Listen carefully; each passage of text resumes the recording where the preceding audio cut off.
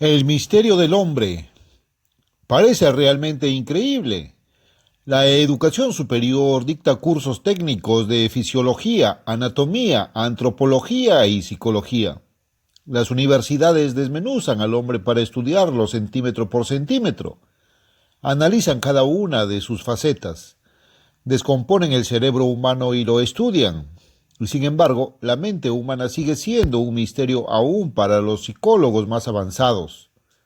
No saben qué es el hombre ni por qué llegó a existir. Este es el gran misterio número 3 que el hombre jamás ha entendido. ¿Se trata acaso de un animal superior que ha descendido por fuerzas residentes sin planificación ni propósito inteligente mediante un proceso de evolución? ¿Por qué está el hombre facultado para pensar y razonar y por qué tiene tanto conocimiento vedado a los animales? ¿Es acaso un alma inmortal? ¿Es carne y hueso con un alma inmortal en su interior? ¿Qué es la persona humana? ¿Y por qué existe? ¿Por qué estamos en la Tierra? ¿Acaso el género humano surgió al azar? ¿O por el contrario, obedece a un designio y un propósito? Hemos dicho que todo efecto tiene una causa. El efecto en cuestión es el hombre. El hombre existe. ¿Cómo y por qué llegó a existir? Lo colocaron aquí o bien surgió al azar, resultado de procesos ciegos e irracionales de la evolución. Es algo que debe interesarnos. Es un misterio que ha desconcertado a la educación superior. La educación superior en el siglo XX ha llegado casi unánimemente a aceptar la teoría de la evolución. Ni siquiera considera la posibilidad de una creación planeada por un Dios de mente suprema, inteligencia perfecta y poder ilimitado. Mas la teoría de la evolución no puede explicar un mundo paradójico que produce adelantos admirables, pero que es incapaz de resolver sus problemas y sus males crecientes. No da ninguna razón para la existencia humana. La educación superior ignora despectivamente y sin estudiarlas siquiera las verdades bíblicas acerca de la presencia del hombre en la tierra y las causas del estado actual de la civilización. La educación en el mundo civilizado es enteramente materialista. La educación se ha reducido a una mezcla del agnosticismo de la evolución, la política y economía de Carlos Marx y la moral de Sigmund Freud. La educación superior ignora totalmente el misterio del hombre y de la civilización humana. La educación superior no sabe y no desea saber. Cuando averiguamos el qué y el por qué, los intelectuales, depositarios del conocimiento, evaden el asunto o bien salen lanza en ristre. Ignoran por qué así lo desean, qué es el hombre y por qué existe. La educación cierra la mente y la boca en un silencio obstinado. La ciencia no sabe, y la religión no lo revela porque tampoco lo sabe. Es increíble, pero cierto. ¿Por qué esta ignorancia voluntaria? Porque el asunto tiene que ver con Dios. Satanás es hostil contra Dios. Satanás ocupa el trono de la tierra y ha cegado la mente de los intelectuales y otros miembros de la sociedad. Pensemos por un momento en el individuo más erudito, con varios títulos universitarios a sus espaldas. Está altamente capacitado en ciertos campos específicos respecto de los cuales tiene conocimientos detallados y complejos. Pero si le preguntamos sobre algo que está fuera de su campo de especialización, es tan ignorante como los demás mortales carentes de sus intrincados y laberínticos conocimientos.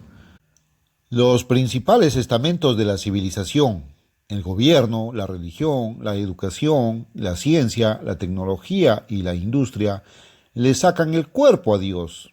No quieren que Dios se meta en sus asuntos. La sola mención de su nombre los hace sentir incómodos. Esta ignorancia solo se explica por la influencia invisible e inadvertida del poder maligno y sobrenatural de Satanás y los seres demoníacos espirituales.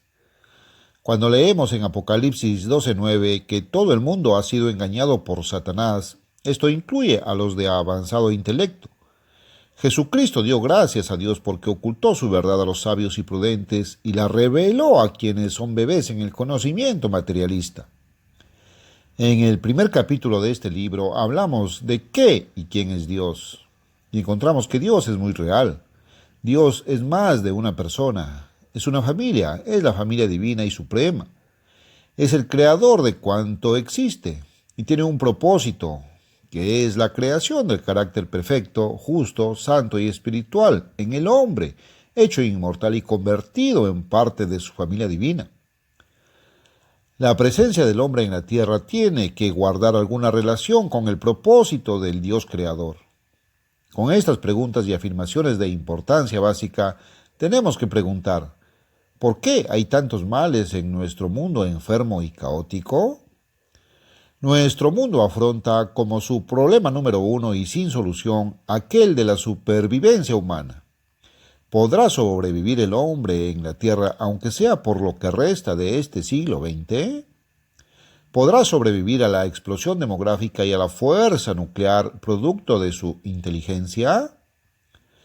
Consideremos ahora lo que hemos dicho acerca del propósito de Dios para los ángeles que pecaron en la tierra, porque aquella rebeldía de los ángeles lleva directamente al propósito de Dios para el hombre, a nuestra pregunta de qué es el hombre y por qué existe.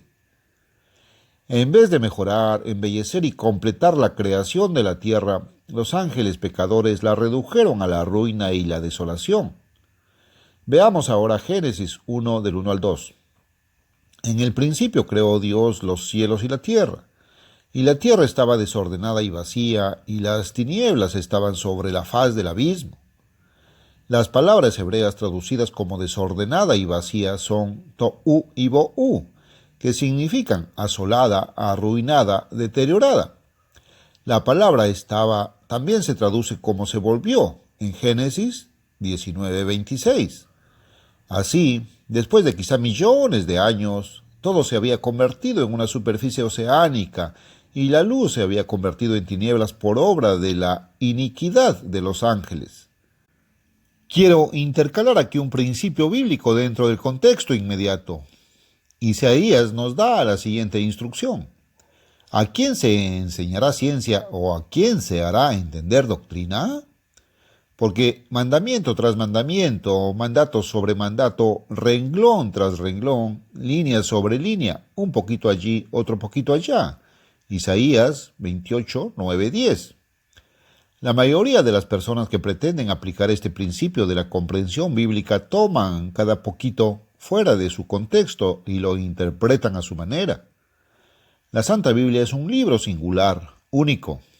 El hecho de que sus verdades se revelen un poquito allí, otro poquito allá, significa que es un libro codificado que no había de entenderse hasta el actual tiempo del fin, tal como explicamos en otra parte de este libro. Quienes han pretendido leer la Biblia directa y continuamente desde el principio han quedado desconcertados. Muchos terminan por alzar los hombros y decir, como dije yo alguna vez, sencillamente no la entiendo. Por eso alguien dijo de la Biblia que es el libro que nadie conoce. Como hemos explicado ya, la Biblia es como un rompecabezas. El panorama completo no aparece hasta que se hayan unido las distintas piezas correctamente. Otros pasajes de las Sagradas Escrituras traen información relacionada directamente con el capítulo primero del Génesis. Ahora entendamos los antecedentes. Génesis 1:1. Dios creó los cielos y la tierra. Ya hemos visto en el capítulo 2 de este libro que los cielos, o sea el universo, y la tierra fueron creados después de los ángeles. Los ángeles puestos en la tierra no completaron la creación de nuestro planeta mejorándolo, desarrollándolo y embelleciéndolo, sino que lo asolaron y arruinaron. El gobierno de Dios se había anulado en la tierra. Entonces, de todos los seres vivientes en el universo, Dios era el único que con toda seguridad jamás se desviaría del camino de su ley. No era posible crear un ser superior ni más perfecto que el querubín lucero, quien se había revelado. El carácter no se puede crear automáticamente por decreto. El carácter espiritual divino es la acción y conducta habitual de la persona o ente creado que llega al conocimiento de los caminos de Dios y ejerce la voluntad de seguir esos caminos aún contra toda oposición, tentación o apetito contrario. El carácter es algo que necesita desarrollarse con el consentimiento, la voluntad y la acción del ente creado. Es impartido por Dios y aquel ente tiene que recibirlo voluntariamente. Dios, pues, decidió, o bien había decidido de antemano, realizar la proeza creativa suprema, reproducirse a sí mismo, y esto lo haría por medio del hombre. Dios sabía que tendría que hacerlo por medio de la materia. A fin de preparar un lugar para el hombre, Dios renovó la faz de nuestro planeta. Esto se explica en Salmo 104:30. Envías tu espíritu, son creados y renuevas la faz de la tierra. Ahora volvamos a Génesis 1:2. La tierra había quedado arruinada y el Espíritu de Dios se movía sobre la faz de las aguas. Lo primero que hizo Dios fue convertir las tinieblas nuevamente en luz, como en la creación original. Dios dijo, sea la luz, y fue la luz. Génesis 1:3. En 6 días Dios renovó la faz de la tierra. Esta renovación no fue el acto original de creación, sino una restauración para devolverla al estado en que había sido creada originalmente. Así preparó la tierra para recibir al hombre. Confinando los mares, Dios dejó a descubierto los continentes. Luego creó la vida vegetal sobre la tierra y después la vida acuática en el mar y los animales terrestres.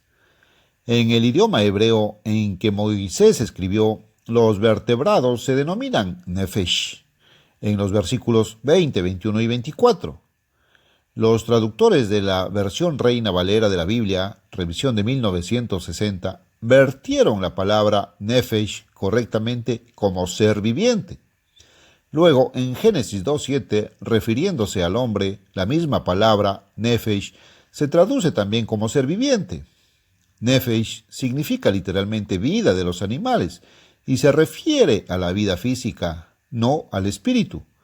Sin embargo, en muchos pasajes de la Biblia la palabra nefesh se ha traducido erróneamente como alma, como si se tratara de algo diferente de la vida animal y física. La tierra se había convertido nuevamente en una obra perfecta, pero sin terminar. Todavía le faltaban los toques finales. Como hemos explicado antes, Dios crea en etapas duales. Podríamos compararlo con la preparación de una torta. En la primera fase, la torta sale del horno, pero no está completa hasta que se le haya agregado la segunda fase, el batido o decoración, que embellece, enriquece y completa la torta. Dios puso a Lucero y sus ángeles sobre la tierra. Su intención era que completaran la creación poniéndole, por así decirlo, los toques finales a fin de embellecer, mejorar y enriquecer la tierra. Pero los ángeles pecaron y trajeron caos, confusión y tinieblas a nuestro planeta. Ahora Dios renovó la faz de la tierra para el hombre, hecho para convertirse en la imagen misma del carácter de Dios y que llevaría también su forma o semejanza.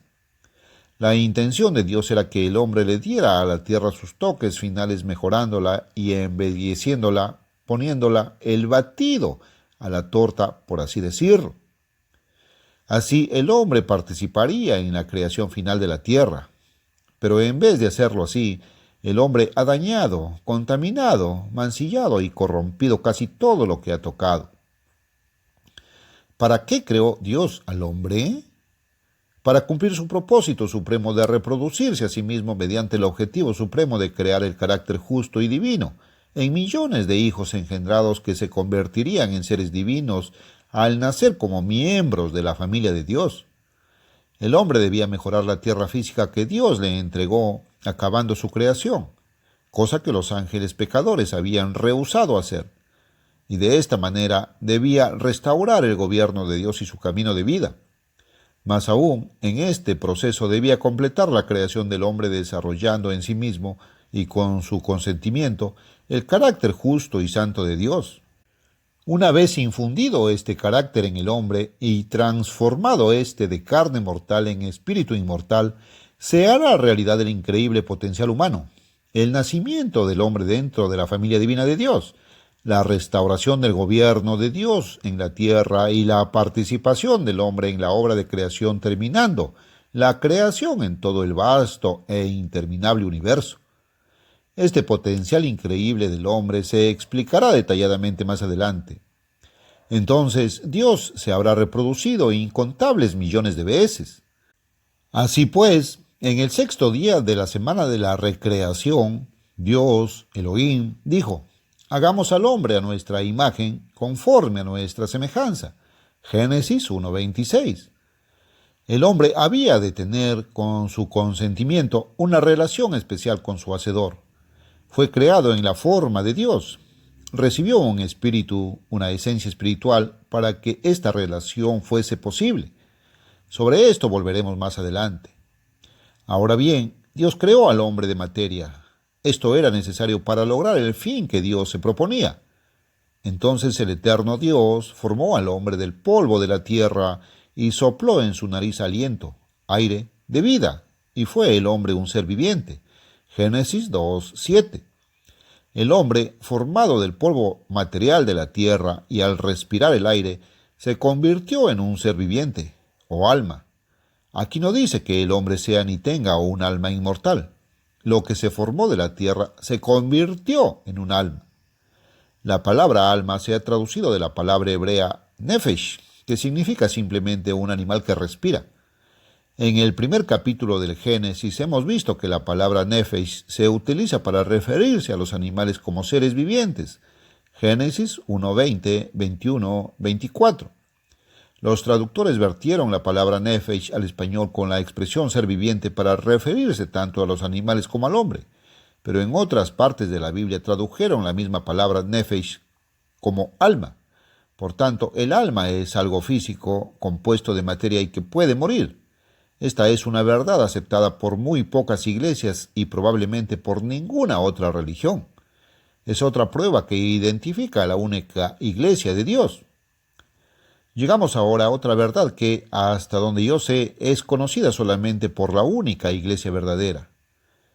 ¿No le ha llamado la atención la diferencia abismal que hay entre la mente del hombre y el cerebro de un animal? La explicación constituye otra prueba de la falsedad de la teoría de la evolución. El cerebro de los vertebrados superiores en el reino animal es esencialmente igual en su forma, diseño y constitución al cerebro humano. Los cerebros de la ballena, el elefante y el delfín son más grandes, y el del chimpancé es casi del mismo tamaño. Pero lo producido por el cerebro humano es indescriptiblemente superior. Muy pocos saben por qué.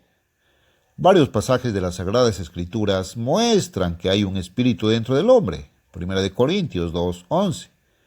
El espíritu no es materia, mientras que el hombre sí es materia. Para distinguirlo del Espíritu Santo de Dios, suelo denominarlo el espíritu humano, pero no es materia, sino espíritu. Este espíritu humano imparte la facultad del intelecto al cerebro físico del hombre. El espíritu no ve, no oye, no gusta, no huele ni palpa. Es el cerebro el que ve por medio del ojo, que oye por medio del oído, etc. El espíritu humano en sí no puede pensar. El cerebro físico sí piensa. ¿Cuál es entonces la función de este espíritu humano? No es un alma, pero 1. Imparte la facultad del intelecto, que es la capacidad de pensar, el poder intelectual, al cerebro humano. Y 2. Es el medio que Dios ha dispuesto para hacer posible una relación personal entre el hombre como ser humano y Dios como ser divino. Filósofos y humanistas hablan con suficiencia del valor de la vida humana como algo excelso en sí.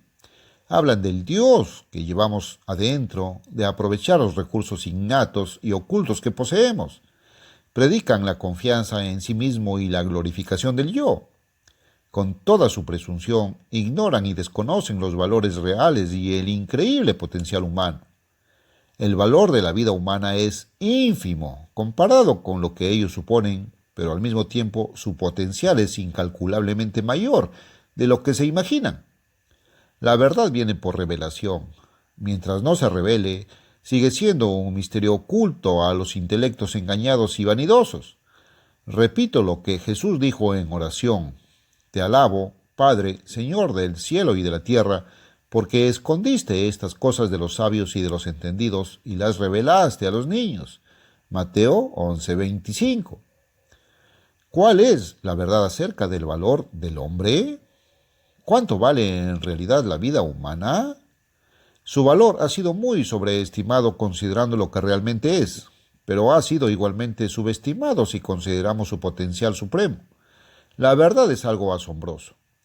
Observemos a un bebé dulce e inocente, nacido hace pocas horas, o el rostro de un anciano de 80 años que prácticamente ha completado su vida, y preguntémonos, ¿cuánto valen esas vidas? Una que apenas comienza, otra que está por apagarse.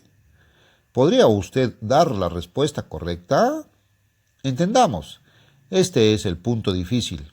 Este es el punto clave donde los eruditos del mundo se salen por la tangente.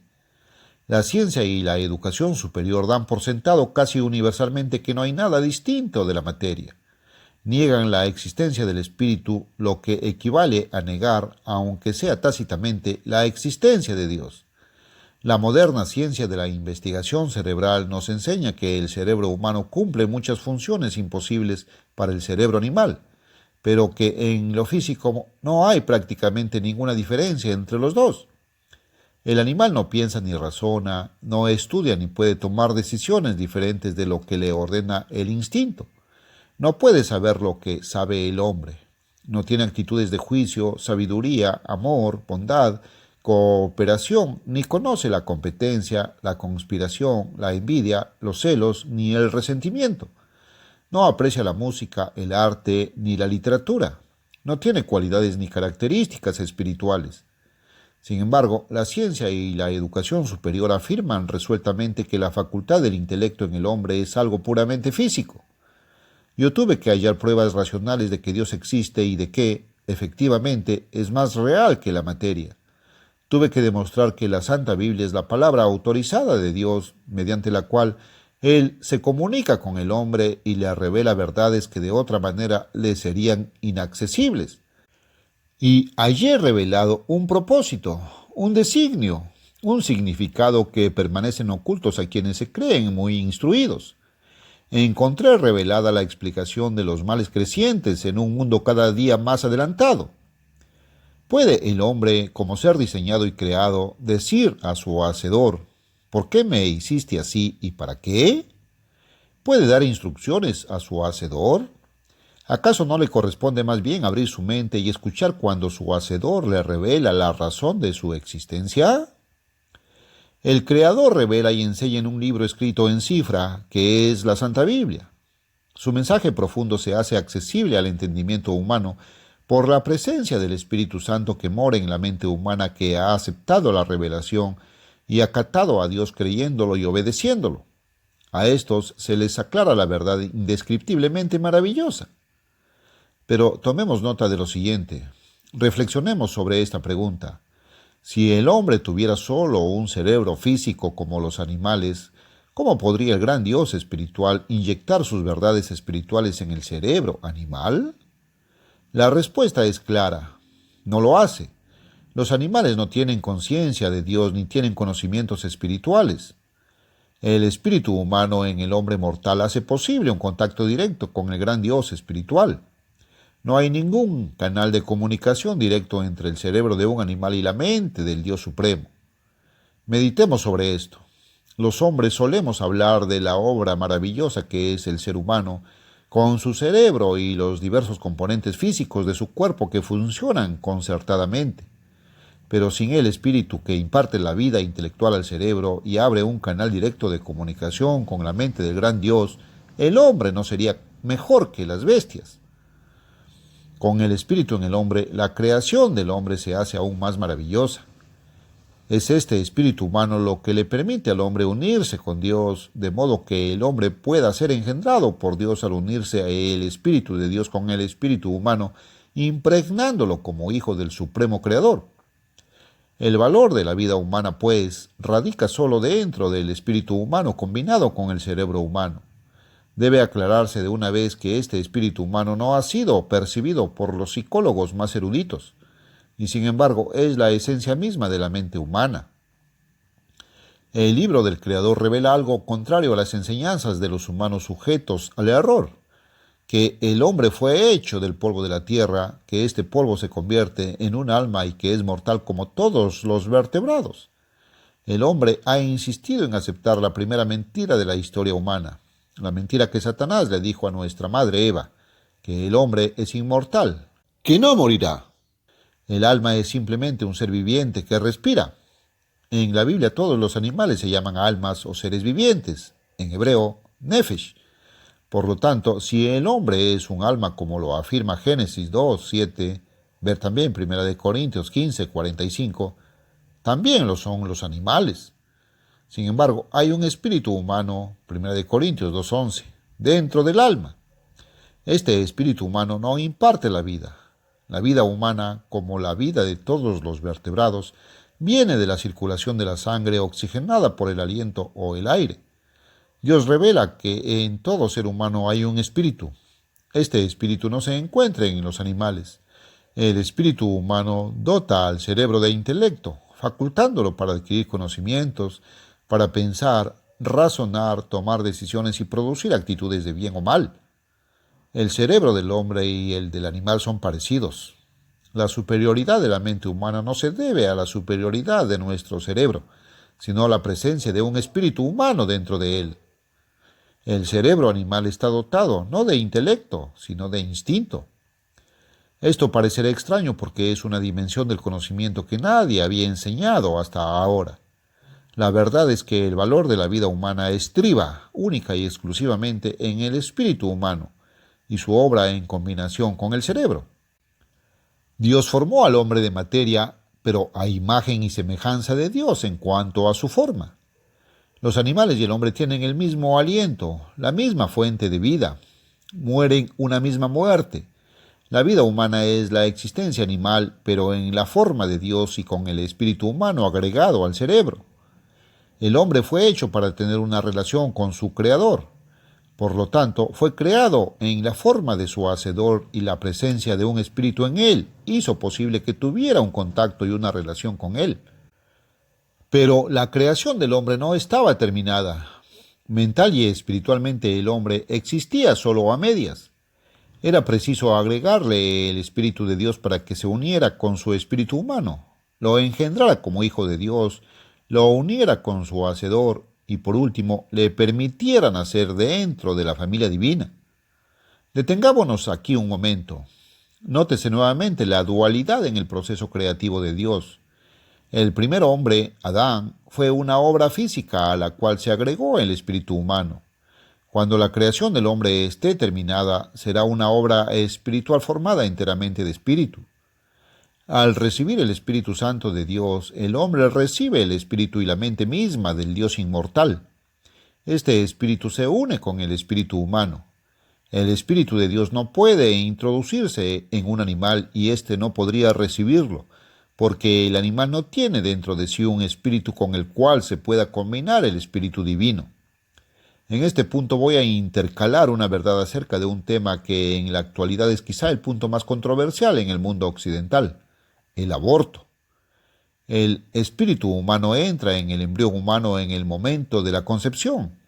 Cuando la persona adulta se convierte, es este espíritu el que se puede unir con el Espíritu Santo, que viene del gran Dios creador y que impregna al individuo con vida de Dios como hijo del Dios viviente, en estado de gestación pero aún sin nacer. Destruir un embrión o un feto en el vientre materno es asesinar a un futuro ser divino. Por lo tanto, el aborto es asesinato. Ahora bien, ¿cuál es el valor real de una vida humana? La vida humana es una existencia animal, pero con un espíritu humano que da al cerebro la facultad del intelecto. El espíritu humano hace posible la unión con el Espíritu Santo y con la mente y la inmortalidad de Dios. Cuando el hombre muere, el cuerpo revierte al polvo y el espíritu regresa a Dios.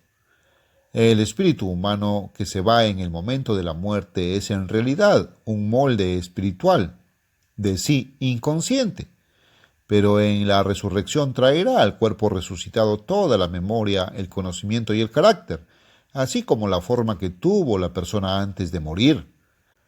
El espíritu humano en sí mismo no ve, piensa, oye ni sabe. La única vida verdadera e inherente radica en el Espíritu Santo de Dios, unido al espíritu humano. El valor de la vida humana está en el espíritu humano y su potencial de unirse con el Espíritu de Dios, que es la mente y la vida de Dios. Los filósofos consideran que el hombre tiene un valor supremo en sí. Hablan de la dignidad humana y de los poderes divinos inherentes en cada ser humano. Abogan por la autoconfianza y la glorificación del yo. Pero la verdad es otra. El único valor de la vida humana radica en el espíritu humano y su potencial de ser engendrado por Dios y más tarde nacer como Dios, como hijo de la familia de Dios. El hombre no es un Dios en sí mismo, sino carne y hueso mortales con un cerebro dotado de intelecto gracias al espíritu humano. Por lo tanto, el hombre en sí mismo es infinitamente más pequeño e insignificante de lo que creen los llamados sabios de este mundo. Pero una vez engendrado por el Dios Supremo, por la vida y el espíritu del Dios viviente que mora en él, el potencial del ser humano viene a ser infinitamente más valioso de lo que el mundo se ha imaginado. Dios crea, como dijimos antes, por el principio de dualidad. Así es la creación del hombre, pues se cumple en dos etapas. Una, la etapa física que comenzó con el primer hombre, Adán, y dos, la etapa espiritual que comenzó con el segundo Adán, que es Jesucristo. 1 Corintios 15, 45, 46. Así también el hombre fue hecho desde su creación y nacimiento con el espíritu humano que se convirtió en parte integral de su ser. Pero mental y espiritualmente el hombre está incompleto. Se le hizo de tal manera que necesitara otro espíritu, el Espíritu Santo de Dios. Y cuando recibe aquel don de Dios, entonces el Espíritu mismo de Dios da testimonio a nuestro espíritu de que somos hijos de Dios. Romanos 8:16. Esta es la primera etapa, la del engendramiento, dentro de la creación espiritual del hombre. Esto se explica claramente en 1 Corintios 2:9. Cosas que ojo no vio, ni oído oyó, ni han subido en corazón, en la mente de hombre, son las que Dios ha preparado para los que le aman, el conocimiento espiritual.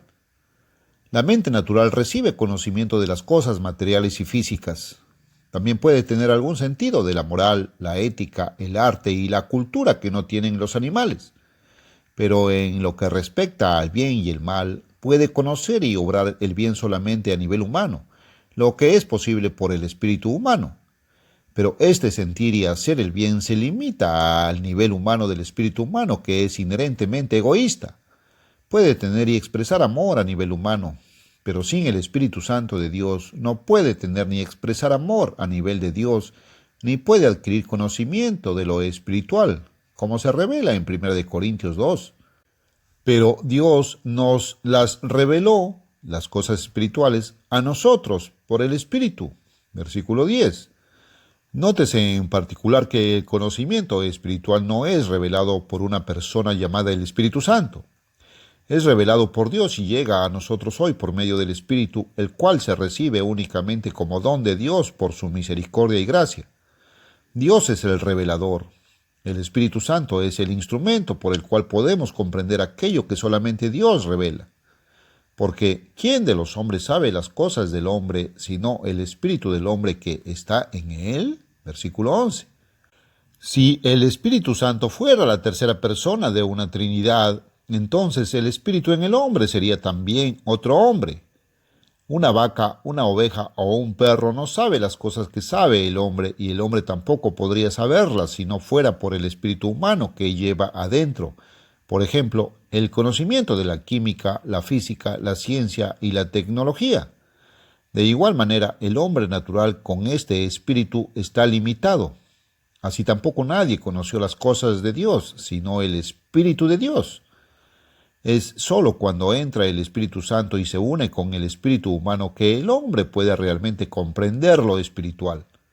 Pero el hombre natural no percibe las cosas que son del Espíritu de Dios, porque para él son locura, y no las puede entender, porque se han de discernir espiritualmente. Versículo 14. Las personas de más alto nivel educativo miran todo por el lente de la teoría de la evolución. La evolución se ocupa solamente del desarrollo y la vida material. No conoce ni enseña nada acerca de la vida espiritual y sus problemas, aunque todos los males del mundo son de índole espiritual. Por eso es que los más eruditos suelen ser los más ignorantes. Se limitan al conocimiento de lo material y del bien a la manera egocéntrica. Para ellos, el conocimiento de Dios y de las cosas de Dios son necedad. Por algo Dios dice, la sabiduría de este mundo es insensatez para con Dios. 1 Corintios 3:19. Ahora volvamos a Adán, el primer hombre. Recordemos el propósito que tuvo Dios al crear al hombre. 1. Restablecer el gobierno de Dios en la tierra y mediante la regulación de la vida humana por ese gobierno. A. Terminar la creación física de la tierra que los ángeles habían asolado. Y B. Simultáneamente completar la creación del hombre desarrollando en él el carácter espiritual justo. Y 2. Establecer el reino de Dios y hacer realidad el increíble potencial humano de terminar la creación del vasto universo. Este propósito excelso exigía, 1. Que el hombre rechazara el camino de Satanás y acogiera el camino del amor de Dios basado en la ley espiritual divina. Y 2. Que el hombre fuese hecho primero de materia para que si se dejara arrastrar por el camino satánico del obtener, pudiera cambiar y convertirse al camino divino del amor. Si rehusara cambiar, su vida se borraría como si la persona nunca hubiese existido. No habría sufrimiento interminable. Los seres espirituales no podían cambiar una vez que su creación estuviera terminada, como sucedió con la tercera parte de los ángeles, convertidos en carácter maligno. Una vez terminada la creación del espíritu, éste permanece constante y eterno. No está sujeto a cambio. Por el contrario, la materia física sí cambia constantemente. Mediante el plan maestro de Dios para su creación espiritual, el cual describiremos más adelante, Dios y el Verbo habían dispuesto que el Verbo se despojaría de su gloria suprema y que a su debido tiempo tomaría la semejanza de carne humana como Jesucristo, haciéndose posible la fase espiritual de la creación del hombre, la reproducción de Dios. Es un plan maestro para la obra maestra de la creación. Cuán grande es nuestro Dios, su mente, su propósito, su planificación y su diseño, así como su creación, desde un insecto o microbio diminuto hasta el sol más gigantesco que hace parecer el nuestro como un astro insignificante. Y el increíble potencial humano es que el Dios grande y majestuoso se está reproduciendo en el hombre, que el hombre puede nacer dentro de la familia de Dios. El primer ser humano, Adán, fue creado con el potencial de hacerse apto para reemplazar a Satanás, antiguamente Lucero, en el trono de la tierra y restablecer el gobierno de Dios. Pero Adán tendría que resistir y rechazar el camino satánico del obtener, que fue la base del gobierno malévolo de Satanás. Tendría que escoger el camino de Dios y su ley, el camino del amor, del dar, que es la base del gobierno divino. El Hacedor habló primero con Adán y Eva, enseñándoles acerca de su gobierno y su ley espiritual. El capítulo 2 del Génesis nos presenta solamente un resumen muy conciso de estas instrucciones. Dios no permitió que Satanás tuviera contacto con ellos hasta después de que recibieron estas enseñanzas. En el espléndido huerto del Edén donde Dios los colocó, había 2 árboles simbólicos muy especiales. La gente oye hablar muy poco de estos árboles y de su enorme importancia, excepto por aquello de la manzana de Adán. Lo más probable es que el árbol prohibido ni siquiera fuese un manzano. El verdadero significado de estos árboles simbólicos explica el fundamento mismo del mundo. En ellos está la respuesta al gran misterio de nuestros días. Hoy vivimos en un mundo de adelantos asombrosos y al mismo tiempo de males deplorables. La pregunta que desconcierta al hombre hoy es, ¿por qué las mentes que pudieron ir a la luna y volver, que pueden trasplantar corazones, producir computadores y otras maravillas tecnológicas, no son capaces de resolver sus propios problemas? ¿Por qué no hay paz en el mundo? No podremos entender el misterio de las condiciones y los acontecimientos mundiales si no nos remontamos a la fundación del mundo para saber qué curso ha seguido desde su origen hasta el palpitante y confuso presente. El mundo comenzó en la época de estos dos árboles. La educación religiosa errada de nuestros días tiene muy poco que decir sobre el árbol de la vida y casi nada sobre el árbol prohibido. Pero veamos, Dios había creado un hombre del polvo de la tierra. Ahora bien, Dios crea en etapas duales. El hombre no estaba físicamente completo. Dios quería que se multiplicara y llenara la tierra, pero el hombre no podía hacerlo porque físicamente estaba incompleto. Por lo tanto, Dios lo hizo caer en un sueño profundo, anestesia, y realizó una operación quirúrgica. Le sacó una costilla e hizo de ella una mujer. Los dos formaron una familia. Ahora sí estaba completa la creación física del hombre. La pareja podía reproducirse según su género. Pero el hombre que Dios había creado era mortal. Su existencia era temporal. Era algo fisioquímico, que se mantenía solo por la circulación de la sangre oxigenada con el aliento de vida y activada por el alimento y el agua de la tierra. El hombre no tenía vida inherente, pero sí tenía un espíritu humano que, unido al Espíritu de Dios, permitiría que fuese engendrada en él la vida eterna. Dios ofreció a Adán la vida inmortal por medio del árbol simbólico de la vida. Dios no le rogó ni le obligó a que la aceptara, simplemente la puso a su disposición. Adán estaba autorizado para comer de todos los árboles del huerto, excepto el árbol de la ciencia del bien y del mal. ¿Y si Adán hubiera tomado del árbol de la vida? ¿Qué habría sucedido entonces? Usted probablemente nunca ha oído la respuesta a esta pregunta. Aquel árbol simbólico se está ofreciendo hoy a los que Dios llama para que vengan a Jesucristo. Hay una diferencia entre Adán y el cristiano llamado por Dios. Adán no había pecado, y si escogía el árbol de vida no tendría necesidad de arrepentirse. Por lo demás, el cristiano arrepentido, creyente y engendrado por el Espíritu, está en la misma situación en que habría estado Adán si hubiera tomado del árbol de la vida. Adán habría recibido el Espíritu Santo del Dios inmortal y ese Espíritu se habría unido con el suyo. Como Adán tenía que escoger, habría rechazado el camino de Satanás al tomar del árbol de la vida. Volvamos a la pregunta, ¿qué habría sucedido si Adán hubiera comido del árbol de la vida? Habría recibido el Espíritu Santo de Dios y éste se habría unido con su espíritu humano. El hombre no estaba completo mental ni espiritualmente hasta que recibiera el Espíritu de Dios. Este espíritu lo habría unido mental y espiritualmente con su Hacedor. Entonces habría sido engendrado como hijo de Dios, lo mismo que el cristiano de hoy convertido y engendrado por el Espíritu.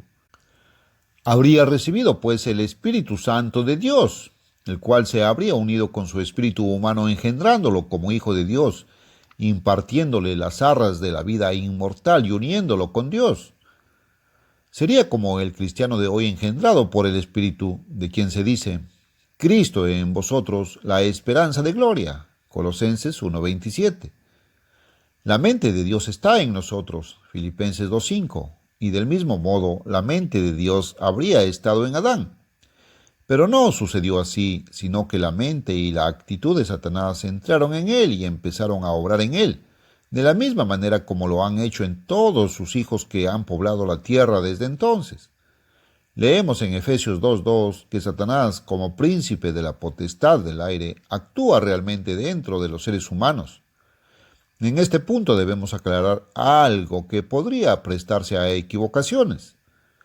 Eva fue engañada por Satanás, pero Adán no. Primera de Timoteo 2:13-14. Adán desobedeció a Dios y pecó deliberadamente. Pero aunque no obró bajo engaño en este primer incidente de tentación, su desobediencia deliberada del mandato explícito de Dios lo aisló de Dios, produjo en él un estado de perversión mental y abrió su mente a los engaños de Satanás. Desde ese momento, Adán y todos sus descendientes estuvieron sujetos a la influencia de Satanás. Satanás empezó a obrar en la mente de Adán como habría obrado Dios si el hombre hubiera escogido el árbol de la vida. Desde ese momento, Adán estuvo espiritualmente secuestrado por Satanás, quien ha mantenido cautiva a toda la familia humana desde entonces. Dios le habría revelado a Adán su camino de vida, o sea, su ley espiritual. Esa ley es el camino del amor generoso y altruista, el amor de Dios derramado en nuestros corazones humanos por el Espíritu Santo. Romanos 5:5. El amor natural y carnal del hombre no puede cumplir la santa ley de Dios. Así como el embrión humano engendrado por sus padres tiene luego que cumplir un proceso de gestación y desarrollo antes de nacer, otro tanto sucede con el cristiano guiado por el Espíritu, y lo mismo habría sucedido con Adán. Adán habría tenido un contacto directo con Dios. Suelo compararlo con el cordón umbilical que une al recién nacido con su madre. Durante la gestación, el niño recibe su vida humana y alimento físico de la madre. De manera análoga, la vida espiritual de Dios se le imparte al cristiano por medio del Espíritu Santo y el conocimiento espiritual se le imparte por medio de este Espíritu que mora en el hombre. 1 Corintios 2:10. Dios imparte la comprensión cabal de su ley, su camino de vida, mediante el Espíritu Santo. Ahora bien, la ley de Dios requiere acción y cumplimiento, y el amor es el cumplimiento de la ley divina. Romanos 13:10. Esta ley solamente se puede cumplir mediante el amor de Dios que proviene de él. Romanos 5:5. Adán, pues, habría recibido el conocimiento espiritual profundo que es necesario para seguir el camino de vida de Dios. También habría recibido el amor divino, único que puede cumplir aquella ley perfecta del amor y ponerla en acción. Mediante el Espíritu Divino, Adán también habría recibido la fe de Dios. Habría recibido conocimiento y ayuda de su Hacedor. Habría dependido de Dios para que Él interviniera en los asuntos fuera del control del hombre. En tales asuntos, Dios hace por nosotros de manera sobrenatural lo que nosotros no podemos hacer. En otras palabras, Dios pelea nuestras batallas. Adán escogió un conocimiento diferente. Tomando para sí la prerrogativa divina, determinó él mismo lo que es el bien y lo que es el mal. Resolvió depender enteramente de sí mismo tanto para el conocimiento como para el poder de obrar bien o mal. Rechazó la confianza en Dios, optando por la autoconfianza. La única justicia que podría adquirir sería la autojusticia, que para Dios es como trapo de inmundicia. Isaías 64:6. Adán y Eva, pues, tomaron del árbol de la ciencia del bien y del mal. Tomaron este fruto era arrogarse la facultad de saber lo que es bueno y lo que es malo, de decidir lo que es correcto y lo que es pecado. Esto significaba naturalmente rechazar la ley de Dios, ya que ésta definía para ellos qué era bueno y qué era malo. El glorioso arcángel Lucero, tal como Dios lo había creado originalmente, fue la manifestación suprema del poder creativo de Dios en un ser individual. Pocos se dan cuenta del enorme poderío que tiene Satanás, poderío que ahora se ha convertido en astucia y engaño. Parece que Adán lo subestimó del todo. El astuto Satanás indujo a Adán a desobedecer por medio de su esposa Eva. No dijo, escoge mi camino, sino que apareció como una serpiente sutil que la engañó hábilmente. Sembró la duda en su mente, haciéndola dudar que Dios fuese veraz. Y le sembró también resentimiento, haciéndolo sentir que Dios había sido egoísta e injusto con ella. Sutilmente le inyectó vanidad mental. La llevó por el camino errado, haciéndole pensar que tomar del fruto prohibido era lo bueno y correcto. Adán no fue engañado, pero siguió el ejemplo de su esposa. Junto con ella, se arrogó la facultad de determinar lo que está bien y lo que está mal. Así, desconfió de lo que su Hacedor le había dicho. No le creyó, lo rechazó como su Salvador y gobernante, rechazó a Dios como la fuente del conocimiento básico revelado, creyó en el camino de Satanás y lo siguió. Cuando Dios echó al hombre fuera del huerto del Edén e impidió que entrara de nuevo para que no recibiera la vida eterna en pecado, Génesis 3:22-24, el Creador estaba pronunciando una sentencia. Estaba diciendo, en otras palabras, ustedes han tomado la decisión por sí mismos y por el mundo que saldrá de ustedes. Me han rechazado como fuente básica del conocimiento. Han rechazado mi poder que por medio de mi espíritu les habría permitido seguir el camino correcto. Han escogido el camino del obtener y quitar, que es de Satanás. Por lo tanto, los condeno a ustedes y al mundo que engendrarán a 6.000 años de aislamiento de mí y de mi espíritu, excepto por los poquísimos que llamaré especialmente. Esos pocos serán llamados para un servicio especial en la preparación para el reino de Dios. Tendrán que hacer lo que ustedes no hicieron: rechazar, resistir y vencer a Satanás y sus caminos y seguir los caminos de mi ley espiritual. Por lo tanto, Adán y su progenie que formará el mundo vayan y produzcan su propio caudal de conocimientos. Decidan por ustedes mismos lo que es bueno y lo que es malo.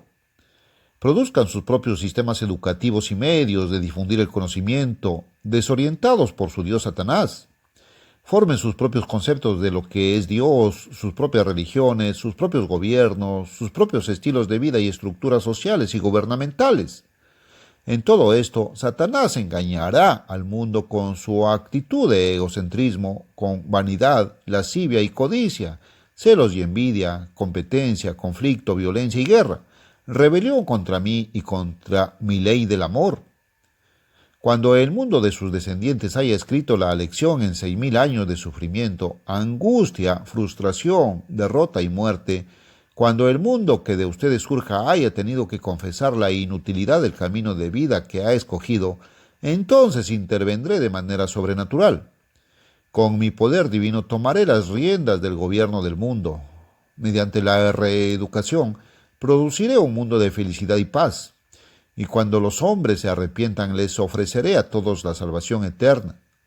Luego de 1.000 años de aquel mundo feliz del futuro, haré resucitar a la vida mortal a todos aquellos que hayan muerto sin mi llamamiento a lo largo de esos 6.000 años. Entonces vendrá el juicio para ellos y al arrepentirse y tener fe, les ofreceré la vida eterna. Durante esos 6.000 años en que yo mismo los alejaré de mí, no dictaré una sentencia eterna sobre ellos. Sin embargo, lo que siembren en su vida, eso mismo segarán. Ahora bien, cuando yo les ofrezca la vida eterna, no estará allí Satanás para obstaculizarlos y engañarlos. No tendrán que vencerlo. Los pocos llamados en estos 6.000 años sí tendrán que rechazar y resistir las influencias de Satanás y vencerlo.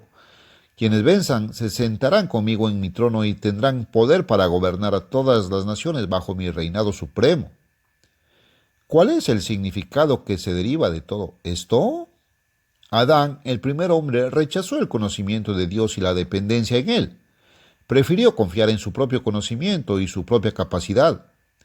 El mundo moderno, desarrollado a partir de Adán, confía enteramente en el hombre. La psicología que se enseña es la confianza en sí mismo. Confíen en los poderes internos e innatos del hombre, enseñan. La mayoría de las universidades reflejan un ambiente de profesionalismo autosuficiente y de vanidad. El estudiante universitario llega a considerarse como un profesional en cierne, o sea, como alguien superior a quienes no tienen su tipo de educación. Imbuido del concepto básico de la evolución, se siente muy por encima de los que creen en Dios y en el Señor Jesucristo y los mira con desprecio. Cuando Adán tomó su fatal decisión, Dios le cerró el acceso al árbol de la vida. Génesis 3, 22 al 24. A él y a sus descendientes por 6.000 años. La única excepción fueron los profetas escogidos para escribir la Biblia, al igual que la iglesia llamada por Jesucristo a salir de este mundo. Jesús dijo claramente: ninguno puede venir a mí si el Padre que me envió no le trajere. Juan 6:44. Entonces Dios, desde la fundación del mundo, dispuso un plan maestro de 7.000 años para el cumplimiento de su propósito. Fue Satanás quien engañó a Eva. Luego Adán pecó deliberadamente tomando del fruto prohibido. Desde entonces todo el mundo ha estado bajo engaño. Apocalipsis 12:9. Hagamos aquí una pausa momentánea. Comprendamos que esta fue la fundación del mundo que hoy habitamos. En ese momento, Satanás debió contemplar su obra con satisfacción perversa. Debió pensar que había derrotado a Dios, que Dios no había podido quitarlo del trono de la tierra por medio de Adán. Pero Dios dice que su consejo permanece. El plan de 7.000 años de Dios hará realidad los designios divinos con gloria excelsa y arrolladora. Entendamos este punto, que ha sido un misterio para el mundo.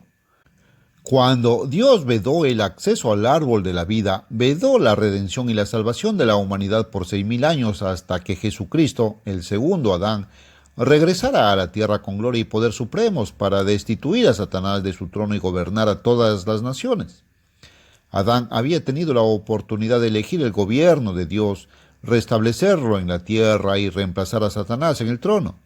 Como fracasó, la humanidad en general no puede tener acceso a la salvación hasta que Jesucristo, el segundo Adán, haya hecho lo que el primer Adán no hizo: quitar a Satanás, ocupar el trono de la tierra y restablecer el gobierno de Dios en ella. El momento en que el árbol de la vida fue vedado para la familia humana señala el comienzo de nuestro mundo actual, que aún está bajo el gobierno invisible de Satanás. Entonces, ¿cómo lograría Dios su propósito? En la fundación del mundo, Dios decidió que el Verbo nacería en la tierra como el Cordero del sacrificio que redimiría al hombre del dominio de Satanás, el secuestrador. Apocalipsis 13:8. Ahora bien, ¿cómo podría Dios cumplir su designio de reproducirse por medio de los seres humanos que nacerían en los 6.000 años siguientes? En esa fundación del mundo de Satanás, también se decretó que todos los hombres morirían una vez y luego, mediante una resurrección, vendrían a juicio. Hebreos 9:27. Mientras tanto, la humanidad en general no estaría sujeta a juicio, no sería condenada ni salvada. En ese momento se decidió que, así como en Adán todos los seres humanos han de morir, también en Cristo todos volverían a la vida mediante una resurrección a juicio. 1 Corintios 15:22. Esta misma resurrección de todos los que murieron en Adán ha sido un misterio para el mundo engañado por Satanás. Aún hoy la cristiandad tradicional celebra la resurrección de Jesús en el Domingo de Resurrección, fiesta de origen pagano, pero nada dice acerca de la futura resurrección de los miles de millones que han muerto en Adán. Esta resurrección se explicará más tarde. Mientras tanto, Cristo vendría para llevar los pecados de la humanidad sobre sí y para fundar la Iglesia de Dios. El propósito y la función de la Iglesia se describirán en el capítulo 6 de este libro. Detengámonos aquí un momento. Comprendamos lo que el mundo no ha podido ver porque se dejó cegar por Satanás. Comprendamos lo que el cristianismo tradicional engañado no ha entendido. Esto es importantísimo. El mundo cristiano tradicional ha caído en el engaño de creer enseñanzas supuestamente cristianas acerca de la inmortalidad del alma. Piensa que si profesamos a Jesús, iremos al cielo al morir y allí disfrutaremos del ocio eterno, libres de toda responsabilidad, descansando en el sosiego y el éxtasis de una existencia muella y holgazana. En cambio, los que no aceptan a Jesús irán al infierno, un lugar de fuego que arde sin parar y donde los condenados gritan y claman en un paroxismo de aflicción y sufrimiento indescriptibles que jamás terminarán. La enseñanza tradicional es que el hombre es un alma inmortal y que ya tiene vida eterna. Se niega lo dicho en Romanos 6:23, que la paga del pecado es la muerte y que el hombre recibe la vida eterna solo como un don de Dios. La enseñanza cristiana tradicional podría asemejarse a un viaje en tren, de ida únicamente. Este es nuestro viaje por la vida. Al final de la línea se acciona un conmutador que nos envía directamente a un infierno ardiente de horrendos sufrimientos. Pero si en algún momento del viaje hemos profesado y aceptado a Cristo, el conmutador al final de la línea se accionará para el otro lado, y al llegar al punto final nos disparará directamente al cielo. El concepto cristiano equivocado ha sido que Dios creó al primer hombre como un ser inmortal perfecto, pero que en un momento de descuido Satanás logró entrar y echó a perder la maravillosa obra de Dios. La salvación sería el esfuerzo de Dios por reparar el daño y por devolverle al hombre su condición original, haciéndolo tan bueno como cuando Dios lo creó. En una doctrina tras otra han creído y enseñado cosas diametralmente opuestas a las enseñanzas de la Biblia. Han enseñado la primera mentira de Satanás, que el hombre es un alma inmortal. Si nos detenemos a reflexionar, este concepto significaría que las madres salvas que han muerto y están en el cielo son conscientes de la suerte de sus hijos perdidos, que claman y gimen sumidos en el dolor indescriptible del fuego infernal. ¿Cuál es la verdad? ¿Qué dice la palabra sagrada de Dios? ¿Saben los muertos lo que están haciendo los vivos? Mi esposa me relató cómo a los 12 años de edad perdió a su madre y pensó que ella estaba en el cielo observando todo lo que la niña hacía. Las escrituras revelan claramente que cuando uno muere, está muerto. Según la Biblia, los muertos no oyen nada, no ven nada, no piensan ni saben nada. Los muertos no tienen conciencia alguna, porque los que viven saben que han de morir, pero los muertos nada saben, ni tienen más paga, porque su memoria es puesta en olvido. También su amor y su odio y su envidia fenecieron ya. Eclesiastés 9, 5, 6. El mensaje de la Biblia es claro al respecto. La muerte es muerte, sin lugar a dudas. El apóstol Pablo escribió que la paga del pecado es muerte. Romanos 6, 23. La muerte es, por definición, ausencia de vida. No es simplemente la separación de Dios. Las Sagradas Escrituras nos dicen que aprovechemos la vida ahora mientras tenemos la oportunidad. Todo lo que te viniere a la mano para hacer, hazlo según tus fuerzas, porque en el Seol, el sepulcro, a donde vas, no hay obra, ni trabajo, ni ciencia, ni sabiduría. Eclesiastés 9:10. No podría ser más claro. Y los que insisten en aferrarse a la idea de irse flotando al cielo después de la muerte, si han sido buenos, o de hundirse en el infierno si han sido malos, harían bien en escuchar las palabras del apóstol Pedro. Si alguna vez alguien mereció ir al cielo, ese alguien sería un individuo conforme al corazón de Dios. David lo fue, Hechos 13:22. Sin embargo, Pedro dijo, inspirado por Dios, que David murió y fue sepultado y su sepulcro está con nosotros hasta el día de hoy. Hechos 2:29. Y más aún, David no subió a los cielos. Versículo 34. Jesús mismo dijo que nadie subió al cielo donde está el trono de Dios. Juan 3:13. Pero en esta vida hay algo más que el presente. El gran Dios puso a los hombres en la tierra con un propósito maravilloso y eterno, que las religiones ideadas por los seres humanos no han podido entender. Estamos en la tierra por una razón maravillosa. Tiene que ver con la razón por la cual somos mortales y sufrimos todas las emociones y problemas por una parte, y por otra experimentamos las cosas agradables de la vida. Aunque al morir estamos muertos, no seguiremos muertos para siempre. Los muertos vivirán de nuevo. Leamos lo que Jesús dijo. No os maravilléis de esto, porque vendrá hora cuando todos los que están en los sepulcros oirán su voz, y los que hicieron lo bueno saldrán a resurrección de vida, mas los que hicieron lo malo a resurrección de juicio. Traducción correcta. Juan 5, 28, 29. Todos rendiremos cuentas por lo que hemos hecho en esta vida. Todo ser humano que haya vivido será resucitado y tendrá que responder por sus actos. Hemos explicado ya que el espíritu en el hombre por sí mismo no ve, ni oye, ni piensa. El cerebro ve por medio del ojo, oye por medio del oído y piensa facultado para ello por el espíritu humano. Al morir, el polvo vuelve a la tierra como era y el espíritu vuelve a Dios que lo dio. Eclesiastés 12:7. El espíritu es el depositario de la memoria y el carácter. Es como un molde que conserva aún la forma humana del muerto para que en la resurrección a juicio recupere el mismo aspecto físico que tuvo en esta vida, así como el carácter que desarrolló, y recuerde todo lo que tuvo en la memoria. Pero mientras tanto, mientras dure la muerte, no hay conciencia. Nada saben. Eclesiastés 9:5. La enseñanza falsa más universal, acogida por casi todas las iglesias que se dicen cristianas, excepción hecha de la única y original Iglesia de Dios, es que todos están automáticamente perdidos, a menos que profesen a Jesucristo como su Salvador, y que hoy es el único día de salvación. Pero la verdad es que los seres aislados de Dios todavía no están siendo juzgados. Pocos entienden el plan maestro de Dios. La sorpresa del lector al conocer la verdad revelada en este libro no puede ser tan grande como la que sintió el autor hace más de 58 años. El mundo entero ha sido engañado, tal como la Biblia lo profetizó. La persona engañada no se da cuenta del engaño. No subestimemos a Satanás. Mirando los males que se multiplican en el mundo hoy, bien podría pensarse que el hombre se ha aislado de Dios. pero el hecho es que fue Dios quien aisló al hombre de sí. ¿Por qué? ¿Sería Dios injusto? Todo lo contrario. Aclaremos este punto. Cuando Adán optó por tomar del árbol prohibido, se aisló y aisló a su futura familia del contacto con Dios.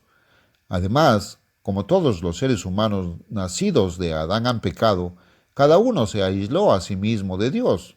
Isaías 59, 1, 2. El miembro de la familia de Dios que habló con Adán fue el Verbo, logos en griego, el que más tarde nació como Jesucristo. Adán no tenía contacto con Dios el Padre. Cuando el Verbo quitó el acceso al árbol de la vida, toda la humanidad quedó aislada de Dios el Padre, hasta el retorno de Jesucristo a la tierra con poder y gloria supremos para quitar a Satanás del trono de la tierra y establecer el gobierno de Dios. Mientras tanto, Cristo, el segundo Adán, vino por primera vez para revelar la existencia del Padre. Lucas 10:22. Hasta entonces, el mundo no tenía conocimiento de la existencia del Padre. Esta es una razón por la cual la religión judía consideraba que Dios constaba de una sola persona. Es la razón por la cual los teólogos perdieron, o mejor dicho, nunca tuvieron el conocimiento de que Dios es una familia dentro de la cual podemos nacer. Esto también explica por qué al leer en el Nuevo Testamento que Dios es el Padre y que Jesús también es Dios, salieron con la teoría errada de que el Espíritu Santo es la tercera persona de una Trinidad. De esta manera blasfeman contra el Espíritu Santo y limitan a Dios. Además, borran el conocimiento de que los seres humanos convertidos pueden ser miembros de la familia de Dios. Así, Satanás ha cegado a la cristiandad, ocultándole la verdad y el propósito del Evangelio de Jesucristo. El mundo ha pasado por alto una verdad importantísima, la resurrección. Celebra una Pascua florida pagana en que reconoce que Jesucristo resucitó de la muerte, mas pasa por alto lo que la Biblia enseña claramente, que todos los seres humanos resucitarán de la muerte, cada uno en su debido orden, en 3 resurrecciones diferentes. La única esperanza que la Santa Biblia ofrece a la humanidad de esta tierra moribunda es la esperanza de una resurrección de la muerte. Es una esperanza segura y positiva. Todo esto se explicará detalladamente en los siguientes capítulos. Es una verdadera tragedia que el mundo entero, tal como lo dice Apocalipsis 12:9, haya sido engañado y cegado por Satanás el diablo, quien aún ocupa el trono de la tierra. La verdad es asombrosa y está revelada claramente en la Biblia. No deje de consultarla cuidadosamente al leer este libro. Pensemos, cuando Dios expulsó a Adán y Eva del huerto del Edén, puso allí ángeles que impidieran su reingreso. Supongamos que el Eterno hubiese dejado abierta la puerta del Edén. El hombre ya había tomado del árbol prohibido y había elegido el pecado. Ahora, ¿qué sucedería? La humanidad pecadora seguramente regresaría a tomar del árbol de la vida. El hombre, sin arrepentimiento y sin fe en Dios y en Cristo, se habría apoderado de la vida eterna. Reflexionemos sobre esto. Si Dios hubiera permitido tal cosa, sería muy injusto. El hombre, con todos sus pecados, y estos suelen aumentar cuando se les da cabida, se habría hecho inmortal. Habría vivido para siempre sufriendo el dolor mental, físico y espiritual que el pecado acarrea. El hombre no parece comprender que es esclavo del pecado. El pecado lo ha aislado de Dios el Padre. Pocos entienden que la muerte de Cristo no nos salva, sino que nos reconcilia con Dios el Padre. Lo que nos salva es la vida de Cristo. Romanos 5:10. El hombre no comprende que lo único que lo puede librar de esa pena es el arrepentimiento verdadero, el abandono del pecado y la fe viviente en Jesucristo. El pecado esclaviza, castiga, trae dolor, remordimiento, angustia, inflige dolor físico y enfermedad, trae frustración y desesperación. Lo más cruel e injusto que Dios hubiera podido hacer cuando Adán y Eva tomaron del fruto prohibido hubiera sido dejarles abierta la vía al huerto con libre acceso al árbol de la vida, símbolo del don de la vida eterna. Entonces, ¿qué hizo Dios? Expulsó al hombre y la mujer y les impidió el reingreso. Sin embargo, hizo posible que toda la familia humana recibiera la salvación y la vida eterna de dicha y felicidad. pero en su gran sabiduría impuso condiciones y dispuso cada cosa a su debido tiempo. Durante los primeros 6000 años, que ya están por cumplirse, quedarían aislados todos menos unos cuantos seres predestinados. Sobre este punto la cristiandad tradicional ha estado enteramente engañada. He aquí una verdad importantísima. Satanás, sentado en el trono de la tierra, pretendió matar a Jesús en su infancia. Luego quiso tentarlo para descalificarlo antes de que empezara su ministerio. Mateo 4. Satanás causó el martirio de la mayoría de los apóstoles. Causó la persecución intensa contra la iglesia. Hizo surgir una controversia violenta en los primeros meses y años de la iglesia. Una disputa acerca de si el evangelio que se proclamaría sería el evangelio de Cristo o un evangelio del hombre acerca de Cristo. Satanás logró la victoria de esto último, y en menos de 20 años se estaba difundiendo y proclamando un evangelio falso y errado acerca de Jesucristo. Fueron muy pocos y perseguidos los que se mantuvieron firmes en la pequeña pero verdadera iglesia de Dios. Esos cristianos engañados enseñaron y siguen enseñando que este es el único día de salvación y que la salvación falsa, que consiste en simplemente aceptar a Cristo sin que haya arrepentimiento del pecado y obediencia a la ley divina, basta para enviar a la persona, alma inmortal, al cielo al morir.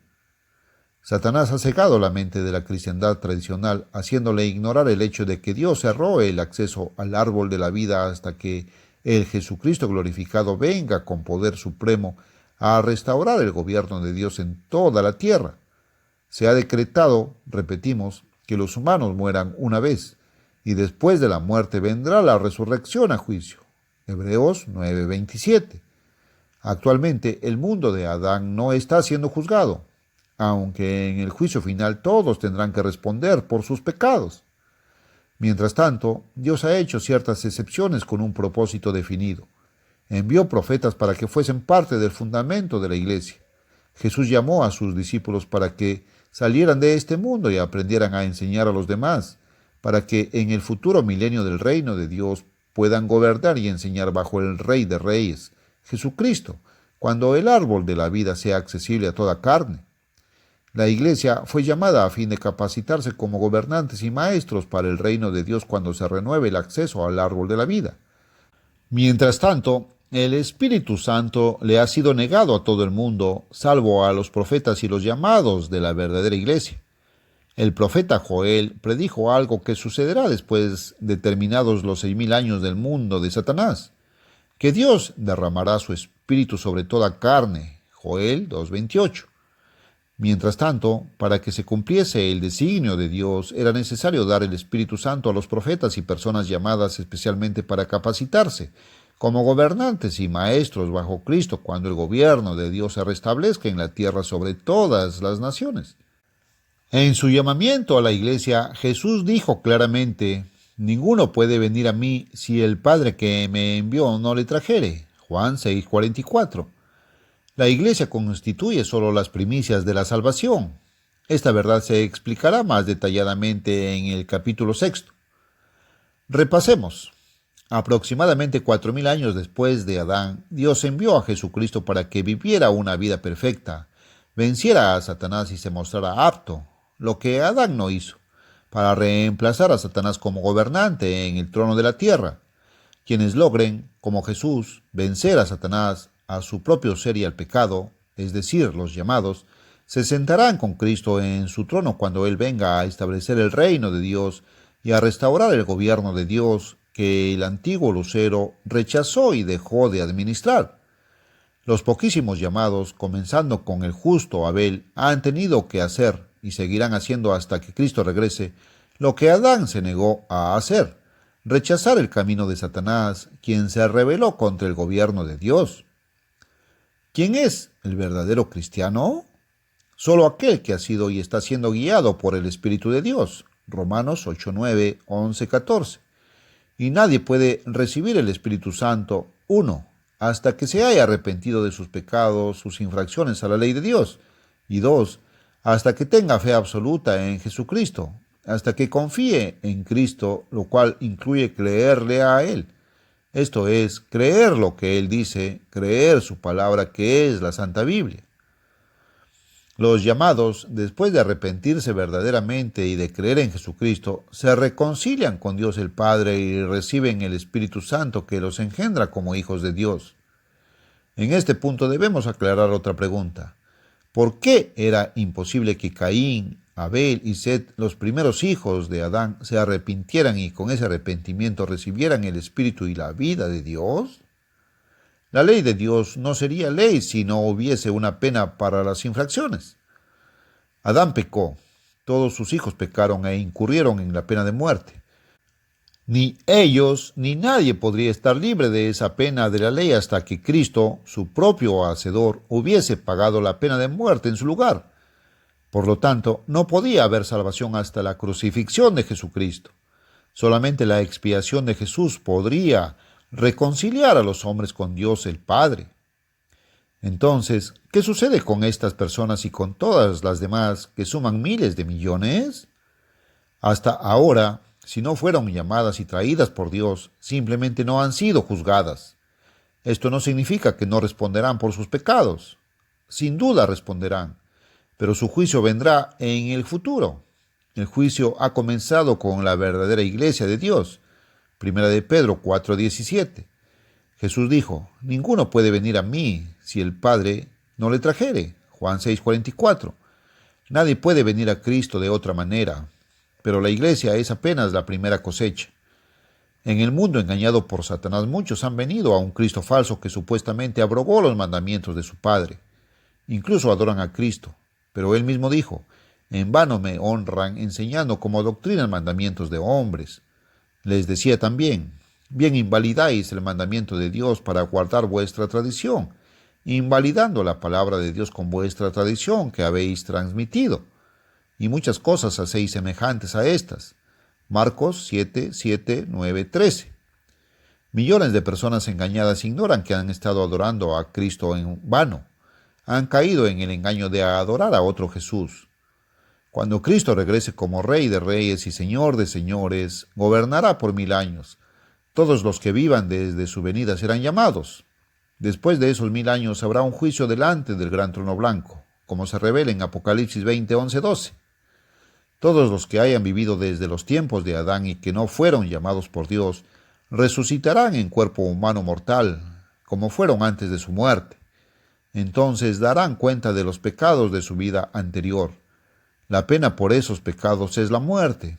Entonces se enterarán de que Jesucristo ya pagó esa pena en su lugar. Al arrepentirse y tener fe, recibirán el perdón y el Espíritu Santo de Dios, el cual engendrará en ellos la vida eterna. El grandioso plan maestro de Dios llamará a todos los seres humanos a recibir la salvación eterna, aunque no la recibirán hasta que se arrepientan realmente y acepten la verdad de Dios. Ahora bien, las resurrecciones ocurrirán en cierto orden cronológico. 1 Corintios 15, 22, 23. Porque así como en Adán todos mueren, también en Cristo todos serán vivificados, pero cada uno en su debido orden. Cristo, las primicias, luego, este pasaje no menciona específicamente las otras dos resurrecciones reveladas en Apocalipsis 20, 11 al 13. Los llamados durante el milenio y los que participen en la resurrección y el juicio ante el gran trono blanco no tendrán que vencer a Satanás entonces. Cuán maravillosos son los designios de Dios, aunque ahora están ocultos para la mayor parte de la humanidad que sigue acarreándose sufrimientos. Como exclamó el apóstol Pablo, «Oh profundidad de las riquezas, de la sabiduría y de la ciencia de Dios! Cuán insondables son sus juicios e inescrutables sus caminos». Romanos 11:33. En el hombre, Dios se está reproduciendo a sí mismo. La palabra para Dios en Génesis 1:1 es Elohim. Es un sustantivo como los sustantivos iglesia, familia o grupo. Dios dijo, hagamos, no dijo haré, al hombre a nuestra imagen. Versículo 26. Dios es en realidad una familia dentro de la cual literalmente nosotros podemos nacer. ¿Qué es, pues, el hombre? Es un ser viviente hecho del polvo de la tierra. Es arcilla y Dios es su alfarero que modela y da forma a nuestro carácter, siempre y cuando respondamos a su llamamiento. con nuestro consentimiento, está infundiendo en nosotros su propio carácter perfecto, justo, santo y espiritual. ¿Por qué existe el hombre? Dios creó al hombre para desarrollar en nosotros lo que los ángeles pecadores no le dejaron desarrollar en ellos, su carácter perfecto. A su manera y a su debido tiempo está desarrollándonos para convertirnos en dioses, a cada uno de nosotros, y para terminar la creación del universo inconcluso. Mas por ahora seguimos viviendo en este mundo de engaño regido por Satanás.